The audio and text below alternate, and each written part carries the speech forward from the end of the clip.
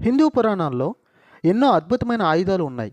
కానీ వాటిలో అత్యంత శక్తివంతమైనది, అత్యంత పవిత్రమైనది సుదర్శన చక్రం. కానీ మీకు తెలుసా, శ్రీకృష్ణుడు ఈ సుదర్శన చక్రాన్ని ఎలా పొందాడో? ఈరోజు ఆ అద్భుతమైన కథను వినేద్దాం. సుదర్శన చక్రం అనేది అసలు శ్రీ మహావిష్ణువుకి చెందిన దివ్యాయుధం. ఇది అఖండమైన శక్తి కలిగిన చక్రం. ఏ శత్రువునైనా క్షణాల్లో నాశనం చేయగలదు. అందుకే కృష్ణుడు విష్ణువు అవతారంగా ఉన్నందున సహజంగానే ఈ చక్రం ఆయనకు లభించింది అని ఒక వాదన కూడా ఉంది. కానీ మహాభారతంలో ఉన్న ఒక కథ కృష్ణుడి చేతుల్లోకి ఇది ఎలా వచ్చిందో అద్భుతంగా వివరిస్తుంది. ఒకసారి అగ్నిదేవుడు చాలా కాలంగా ఒక సమస్యతో బాధపడుతున్నాడు. అతను ఖాండవ వనం అనే మహా అరణ్యాన్ని దహనం చేయాలని అనుకుంటాడు. ఎందుకంటే ఆ అడవిలో జీవిస్తున్న నాగుల రాజు తక్షకుడు మరియు ఇతర జీవులు ఇంద్రుడికి ప్రియమైన వారు. ఇంద్రుడు అగ్నిని అడ్డుకోవడానికి వరుసగా వర్షాలు కురిపించేవాడు. దీంతో అగ్నిదేవుడు తన శక్తిని కోల్పోయి బలహీనుడయ్యాడు. ఆ సమయంలో అగ్నిదేవుడు కృష్ణుడిని, అర్జునుడిని కలిసి సహాయం కోరాడు. అర్జునుడికి అసాధారణమైన విలువిద్య ఉంది.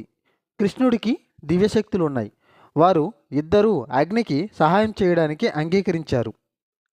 ఇంద్రుడు తన సైన్యంతో వరుణుడు, వాయువు వంటి దేవతలతో కలిసి అగ్నిని ఆపడానికి ప్రయత్నించాడు. అర్జునుడు తన ధనస్సుతో మేఘాలను విచ్చేసి వర్షాన్ని ఆపేశాడు. కృష్ణుడు తన యాదవ సైన్యంతో యుద్ధం చేసి దేవతల ప్రయత్నాలని అడ్డుకున్నాడు.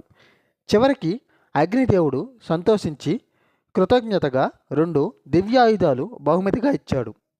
అర్జునుడికి గాంధీవ ధనస్సు, కృష్ణుడికి సుదర్శన చక్రం.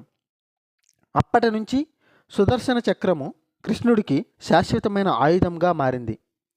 మరొక పురాణం ప్రకారం విశ్వకర్మ దివ్యశిల్పి సూర్యుడు ఉష్ణాన్ని తగ్గించడానికి సూర్యుడి కాంతి నుండి ఒక చక్రాన్ని నిర్మించాడు. అది సుదర్శన చక్రం. ఆ చక్రాన్ని విష్ణుమూర్తికి సమర్పించాడు. అందుకే విష్ణువు అవతారమైన కృష్ణుడికి అది సహజంగానే లభించింది. ఏ వాదన చూసినా ఒక విషయం మాత్రం స్పష్టంగా ఉంటుంది.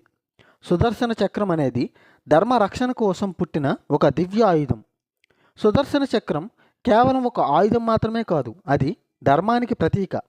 దేవతలు, అసురులు మధ్య జరిగిన యుద్ధాల్లో కృష్ణుడు చేసిన అనేక లీలల్లో సుదర్శన చక్రము తన శక్తిని చూపించింది. ఇలాంటి పురాణ కథలు మనకు కేవలం వినోదం మాత్రమే కాదు, ఒక లోతైన సందేశాన్ని కూడా